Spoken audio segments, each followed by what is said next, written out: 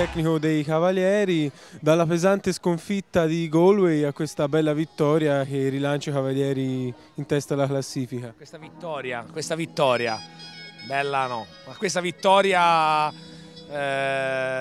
maturata con tanti errori ancora di concentrazione, un po' di cose buone si sono viste, siamo contenti perché insomma 5 punti, siamo un po' ripresi, però ancora siamo lontani dal gioco che così un po' anche ci illude ogni tanto, anche per quello che facciamo in settimana molte volte le cose vengono meglio e invece poi il sabato abbiamo qualche problema, però speriamo di migliorare insomma.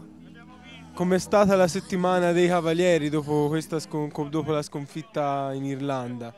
Ma è stata una settimana pesante a livello mentale perché insomma una sconfitta così ti prova a livello di testa, però sappiamo che quello è un altro sport, quindi dobbiamo confrontarci di volta in volta, prendere ciò di buono insomma, che ci può essere e togliere il negativo.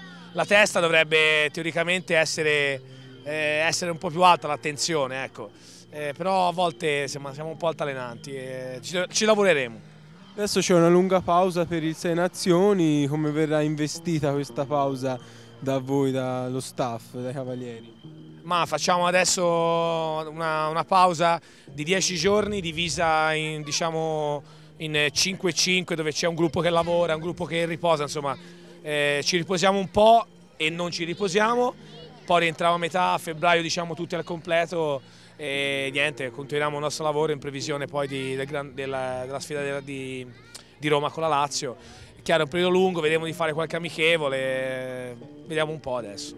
Un'ultima domanda, cosa hai detto all'arbitro visto che ti ha buttato fuori? Ma niente, con quello che dico tutte le domeniche, era fuori gioco, il mio modo il tono, magari urlo, ma lo faccio sempre.